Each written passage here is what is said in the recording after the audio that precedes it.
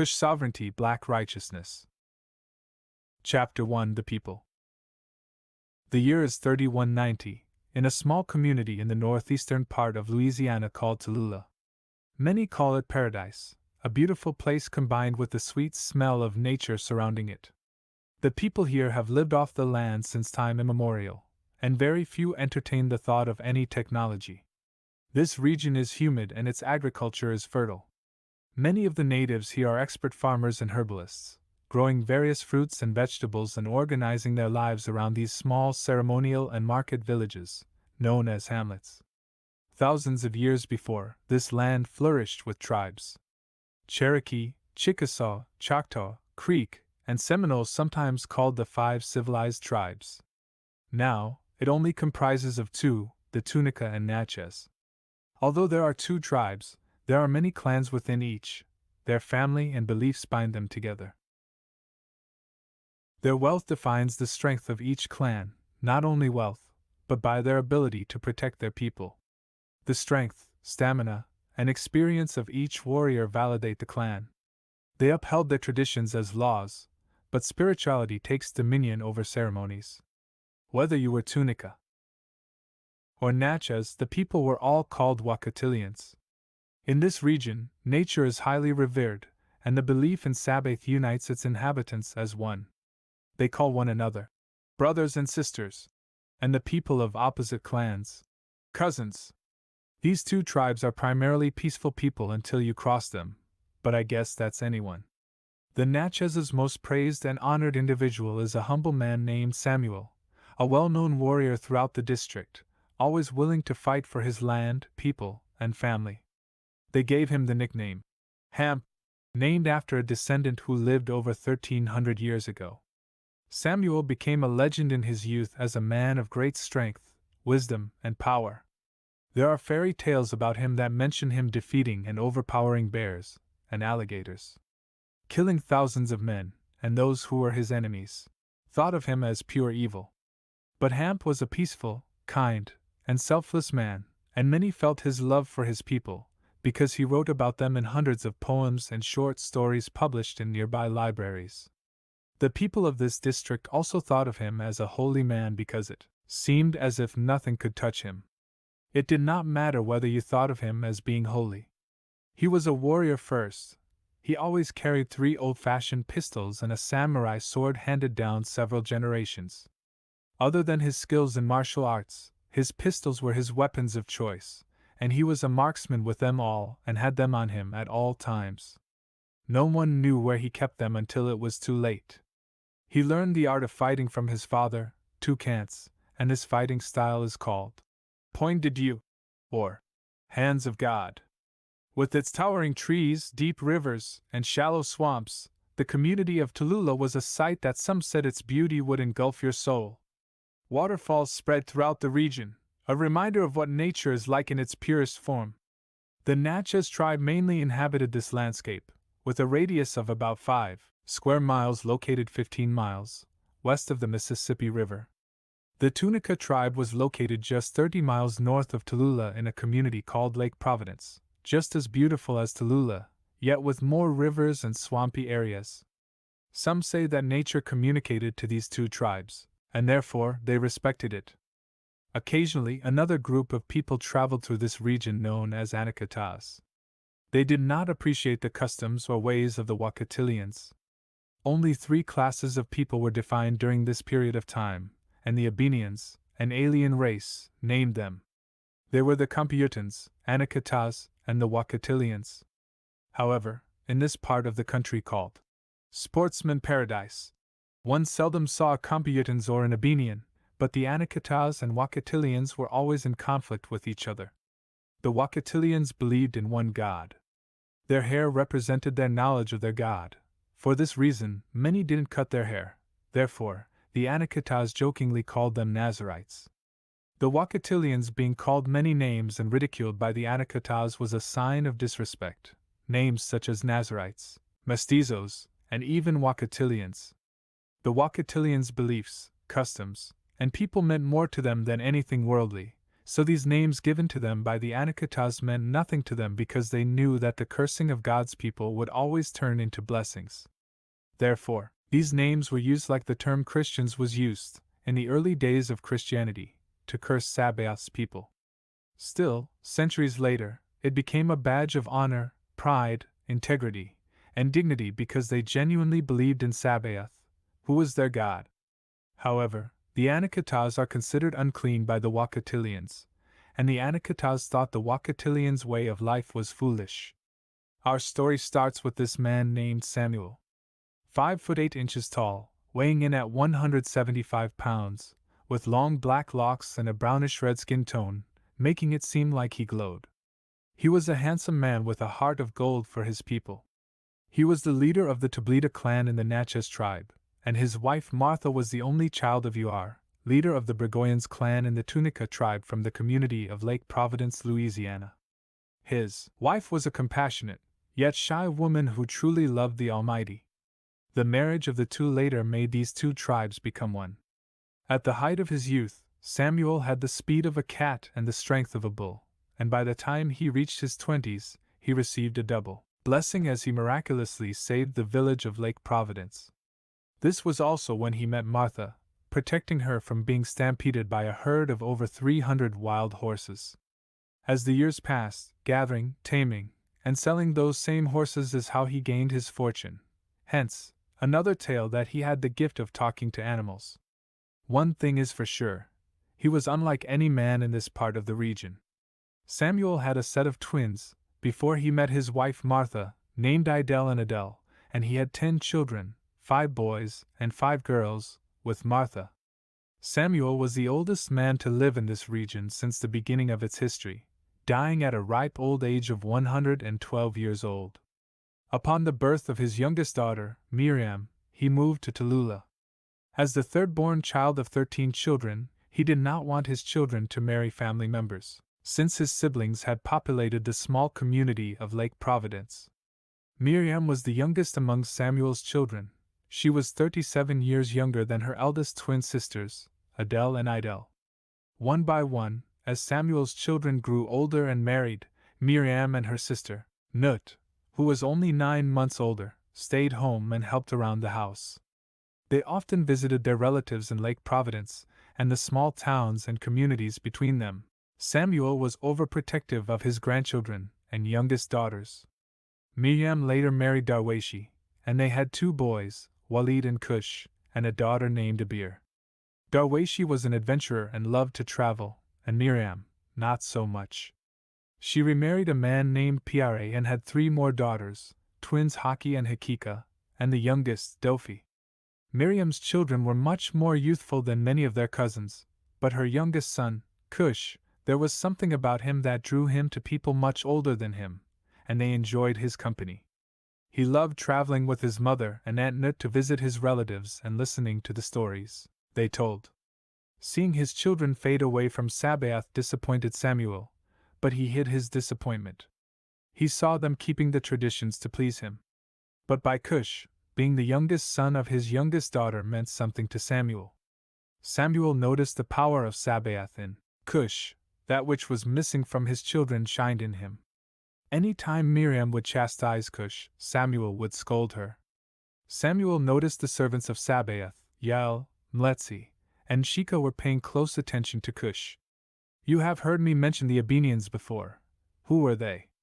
To explain that, one must go back 955 years to 2235 when men were governed by authority figures such as presidents, kings, and dictators.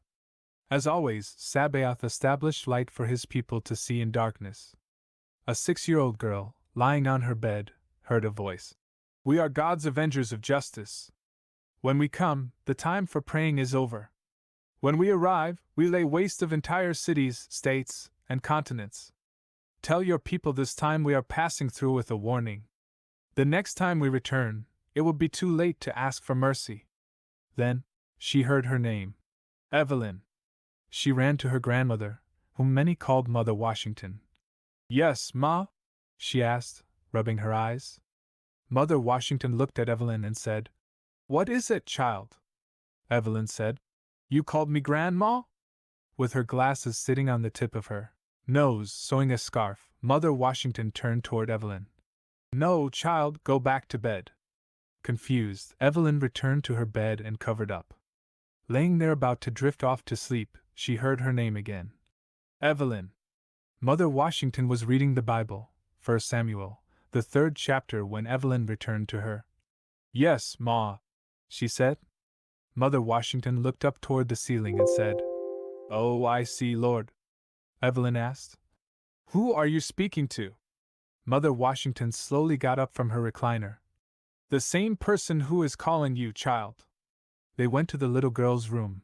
Mother Washington prayed, and the little girl joined in, and they prayed until the little girl shone like a light, and a magnificent voice said, "Akelamalik shall be your name, and many shall follow you with great power. A time will come unlike any other, but we shall place a hedge upon you and yours to bring the power of Sabaoth among men." From that day forward, Akelamalik grew strong as she grew older, and she became an influential leader for the inequality and injustices among her people, and many joined her. The word of Sabaoth spread in the hearts of those who listened to her.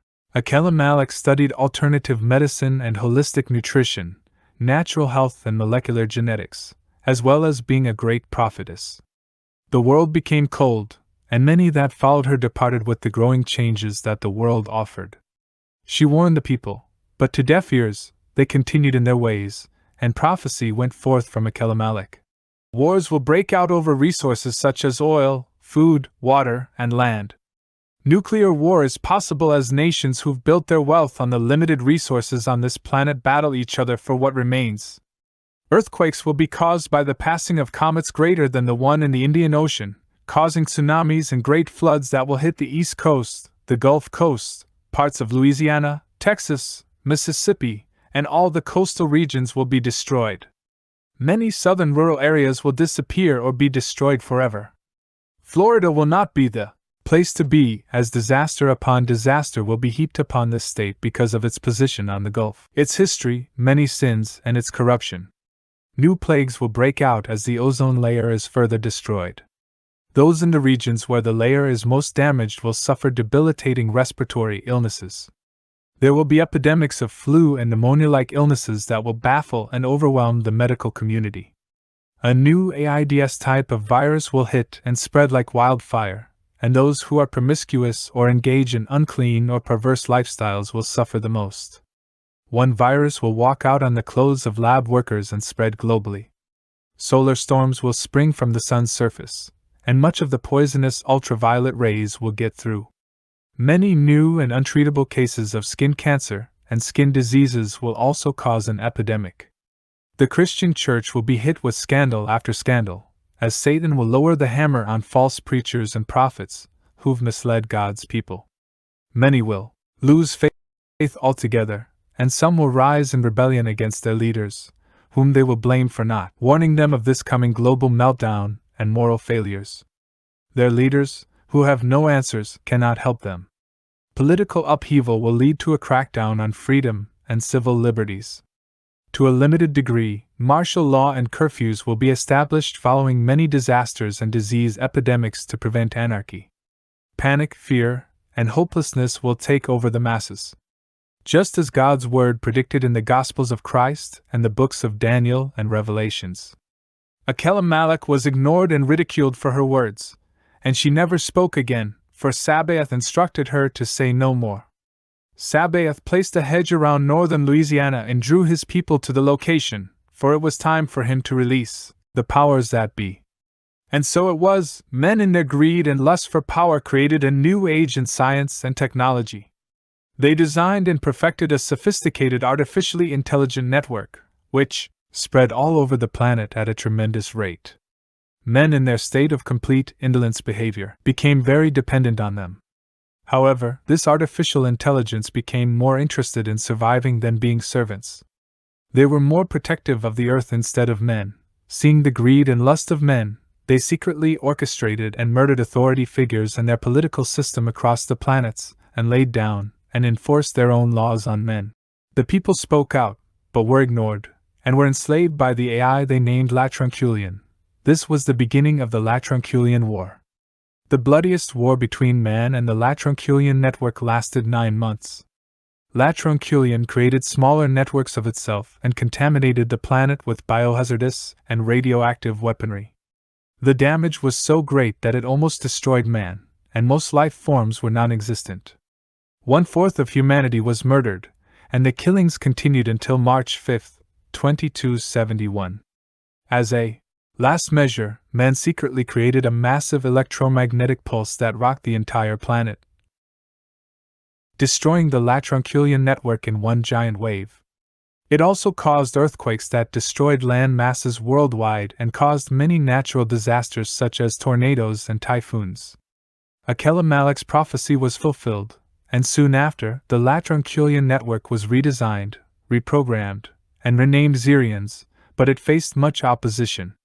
A team of scientists realized the earthquake had destroyed great land masses and unearthed pieces of an unknown metallic material that were later discovered. It was technology that was not of this world. After a few years, they discovered other pieces throughout the planet that formed an odd-shaped device. They assembled a research team comprising the top scientists worldwide and the new Xerians network. Hoping to find a new world to live on, this crew worked on the project 24 hours a day, as the Earth started showing signs of an apocalyptic explosion and humanity was preparing itself to die. The Xerians solved the equations mathematically, which caused an irritating humming sound that forced the people to place the device outside its encasement. When the humming stopped, a beam of light shot up into the sky. The machine continued to shine. Now stuck with turning the device off but unable to, months later they made first contact with the Abenians, extraterrestrial beings who introduced the planet to new technology and resources it had never seen before. They quickly saved the Earth from destruction. To do so, they had to blanket the entire northern and southernmost hemispheres with ice. At first, the Abenians stationed themselves in what used to be called the Congo Forest, along the Great Zaire River. The natives could not sound or even pronounce their names in their native tongue, so the people called them Abeni. This is where they got their name from, which roughly means, "We asked for her, and behold, we got her." However, shortly after arriving, a great uprising that caused civil unrest between the Abenians and the people of the Congo Forest called the Great Congo Impression. The people of the Greater African Republic were defeated and scattered around the globe with no explanation or the reason for the rebellion till this day. After the uprising, the only thing that was for sure was that the Abenians were interested in destroying all who possessed specific DNA types, the Wakatilians. The Abenians tried to kill all who had this rare and mutated DNA, but because of political reasons, they could not. Many could tell by their behavior that it was something in this DNA that the Abenians feared. Therefore, they banned anyone with such DNA. They could not live among the rest of the planet, making their lives a living hell through enslavement and other horrendous acts. If the rest of the world wanted their technology, they too would have to follow suit, or the Abenians themselves would return home. The people who carried such DNA were the ancestors of the Wakatilians today. They were forced into a nomadic lifestyle living by clans and associated each clan with a tribe, where they lived and fed off the land, the best they could, throughout the planet. Most of these clans were friendly, but there were a few brutally violent clans. Centuries later, Kompyutans and Anakataas would traffic and even enslave Wakatilians for sex, services, labor, and even used as pets. The Wakatilians lived a life of secrecy, and their life history was handed down from generation to generation according to their clan. The Wakatilians had very little to do with any other culture other than themselves. They were very spiritual people, and many of the clans believed in Sabaoth, but a few had abandoned their beliefs and lived a life of brutality, and shamed those who did believe. They believed that Sabaoth, who created everything in the universe, put men on earth to see if he and his seed could be righteous people in his eye. Free will was their choice, so he wanted to see if any of his creations could be righteous or were they just evil because of free will.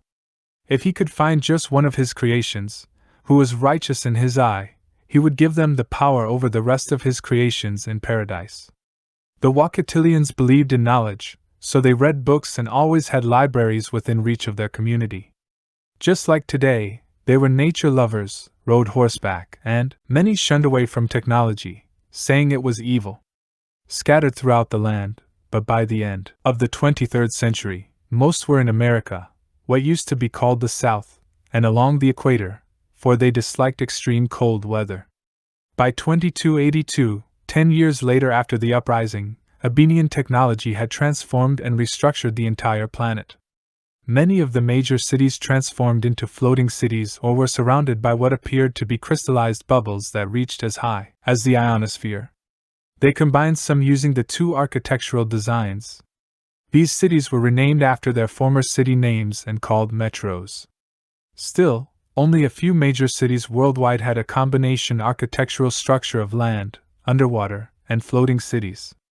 New York, New Orleans, and Los Angeles were the only three in the Americas, but as time passed, the Americas only had one, New York. There were no more airports. You traveled in a booth-looking device, dialed a number, a 2-digit number along with latitude and longitude, and you were there. Pollution ceased, and cars were no longer needed, for they used sky-craft for travel and recreation. If you wanted anything, it simply appeared on an icon-friendly machine. There was no government, just 9 rules they called the 10 Commandments -1, for the commandment, "Thou shalt not covet," was deleted from the rule. It was a paradise for a group of people called Kompyutans and the Abenians alongside them. They could transport individuals within seconds anywhere around the globe or even to the different planets they discovered. There were routes underwater that were amazing to travel through, similar to driving through a vast aquarium. The Kompyutans were the group of individuals who lived and strived on the technology introduced to them by the Abenians, living a life of luxury beyond comparison to the Wakatilians or the Anakataas. Mansions, high-rises, and enjoying some of the fastest luxury vehicles on Earth, some of which could travel over 550 miles per hour. Someone seldom saw Kompyutans outside of these bubble cities or metros. Most who traveled outside were usually up to no good. Their daily diet was prepared within seconds by speaking their menu into a unique device. Healthcare doesn't exist because of wand-like instruments that heal instantaneously called Wayne, which many carry on their person. Education, as we once knew it, was a thing of the past. They have access to downloadable education, which takes less than 5 minutes, and you'll have a PhD in whatever studies you prefer. The poorest Kompyutans had more power and authority than any Wakatilians or Anakataas. The Anakataas was the large group of individuals labeled as Tier 3. They rejected this way of life when the Abenians first came and refused to be called Kompyutans when it was introduced to them. Many were prominent and upstanding citizens, monetary-wise, and now they were being labeled as poor. This was an insult. They felt they were labeled dumb or ignorant. It was for this exact reason many of the Anakataas hated and separated themselves from the Abenians. Anakataas also lived off the land, and they embraced the use of the new technology introduced by the Abenians. The significant difference between the Anakataas and the Wakatilians was that the Anakataas worshipped nothing or anybody and were sex-driven, ruthless, and self-destructive individuals who lived according to the 48 laws of power. Anakataas were reduced to being primarily pimps, prostitutes, drug dealers, drug addicts, and the likes. They did whatever to get a quick buck or Bitcoin. A filthy race of people with no sense of morals, honor, or self-respect. Didn't believe in bathing or any other practices conducive to maintaining health and cleanliness. However, they always lived near a large population of Kompyutans. Their bond with the Kompyutans was like parasites, living life as scavengers. Bartering was the primary source of living among the Anakataas, but they used bitcoins and other types of cryptocurrencies when they had nothing to trade. The cryptocurrency was a digital currency created in the early 21st century. It was a primary computer file-based wallet placed on devices such as a watch, tablets, and even a microchip embedded into their skin. In 2297, many more Abenians had arrived with a mothership and a fleet of spaceships unannounced. All Abenians appeared human, but something about them confused humanity. They all seemed young and exquisite. Am Cush was their chief speaker and seemed to be their leader. A gentle and shy man who always loved to smile, and it was a lovely smile. Am Cush was not seen much after the first year of his arrival, and many questioned why, and the answer was often ignored or evaded. The people soon forgot about him and were engulfed by the pleasures this alien race offered them. They were content, and as long as there were no problems, they asked no more questions.